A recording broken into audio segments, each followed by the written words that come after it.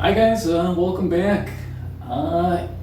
Today we are going to be working on this, and it's pretty rough.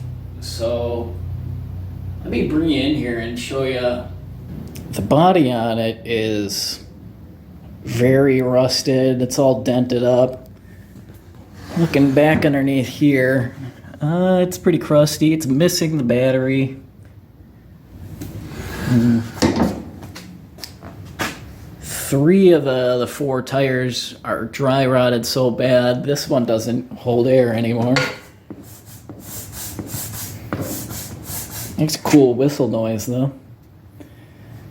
The engine doesn't run, but I think I can get it to. And a bunch of the belts are gone, and it is missing, the hood section here. It did come with it, but it's pretty messed up too. All right, so what's good on this thing?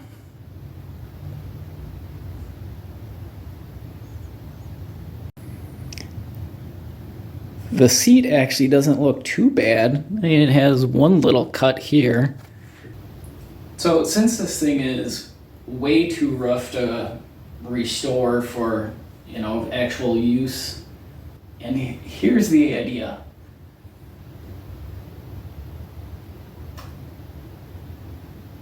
I think we can build this into a 6x4, 6x6, 4x6. What I'm saying is we're gonna have two sets of drive wheels. Yeah, I think that'd be cool. Will it work? I don't know, but we're gonna try it because it's...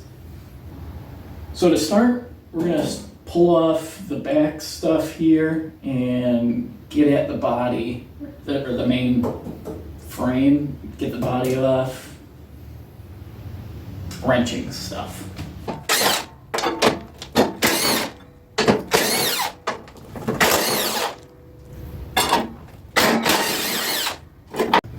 That was barely on there. Alright, that should free up some space so we can get in here and take this off now. Ace Hardware for service. Should probably call them because this definitely needs service.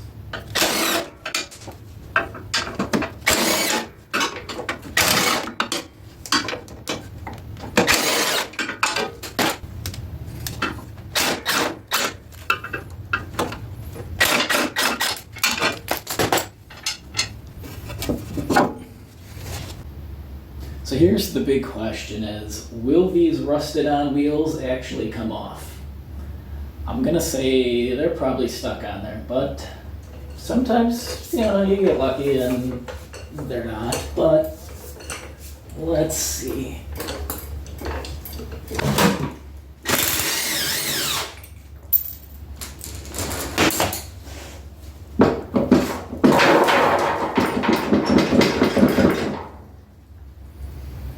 Crap.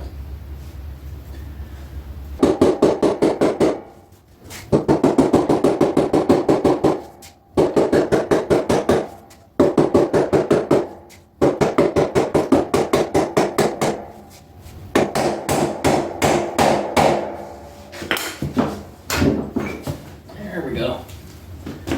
Now that we got the wheels off, this is all unbolted, and we just have it supported on jack stands. So now what we're going to do is take the angle grinder and cut this seam across here so that this back plate can come off.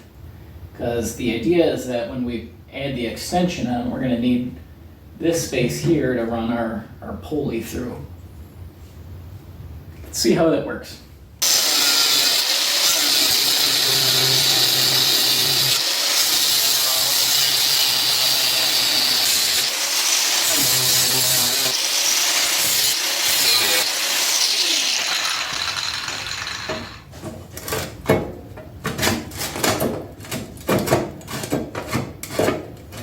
So to get this back panel off after we cut it, we just had to loosen up these four axle bolts here, just because these have this tab that comes off.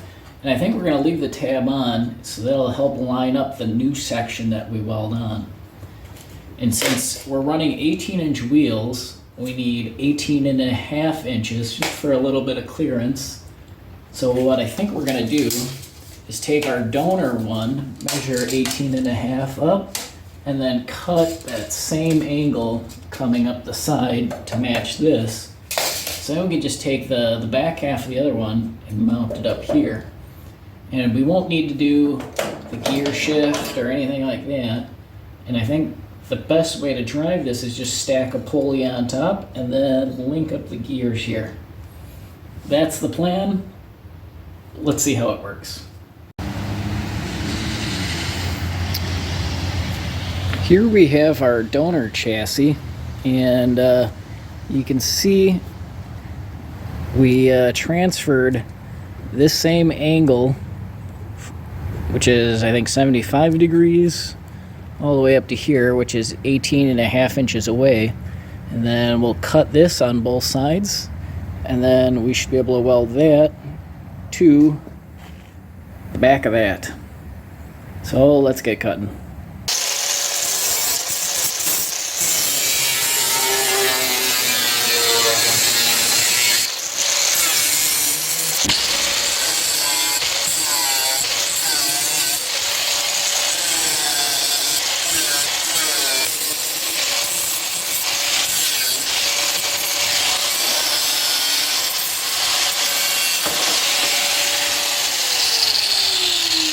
So we have the back end just kind of laid in there, and yeah, it looks okay. Ran into a little issue here though. So the issue that we're having is that the tape measure that I was using to measure out my distance here must have been broken, because our tires are hitting and we still have a gap here. There's a way to fix it, I just haven't figured it out yet. Okay, so we figured out a solution. Originally I was going to use this angle iron and then make gussets on the inside and then weld it to the back here and then bolt it to here, which would make it easier to work on and just paint the back section, because the front isn't terrible. But then I ended up using these to hold everything together, so that wasn't going to work. So out of the old backer plate here, we just cut out these brackets that already have the matching holes, and end up just ripping a seam down the inside here to help bend it. And then what we can do is take these guys and just bolt them in.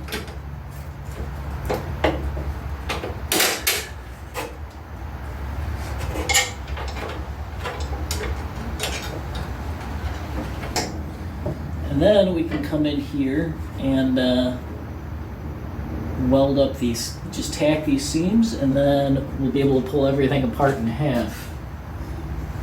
And we'll just get a few tacks in here just to kind of hold it in place.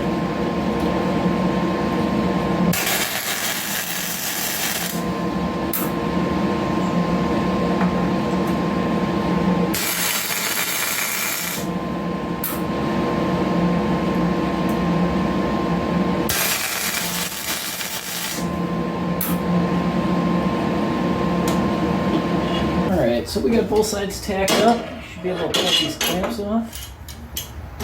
Check and see if our tack's held. Hopefully the chassis doesn't collapse. That would not be great.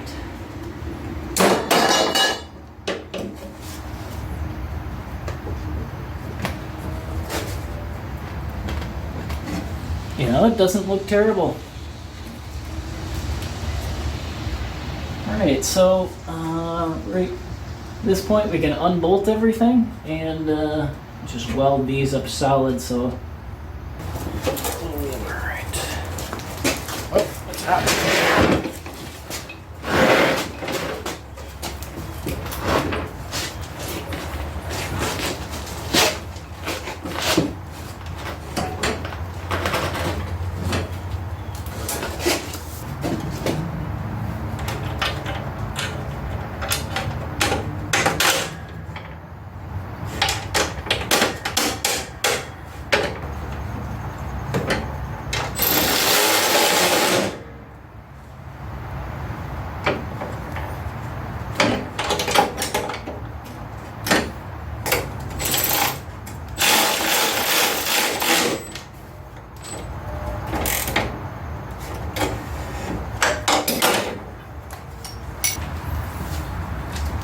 Alright, so the back is all bolted in.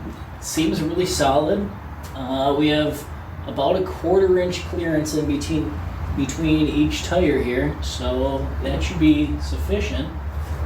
And you know, we're gonna have to disassemble everything once we get it all finished and make sure that everything works, but I think that's gonna do it for this episode.